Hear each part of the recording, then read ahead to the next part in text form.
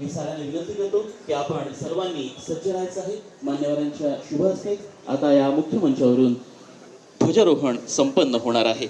माननीय मंत्री महोदयांसमवेत माननीय जिल्हाधिकारी महोदय, त्याचप्रमाणे माननीय मुख्य कार्यकारी अधिकारी रायगड जिल्हा परिषद अलिबाग तसेच माननीय पोलीस अधीक्षक, माननीय मंत्री महोदयांच्या शुभ हस्ते आजच्या या 76व्या प्रजासत्ताक दिनानिमित्तानं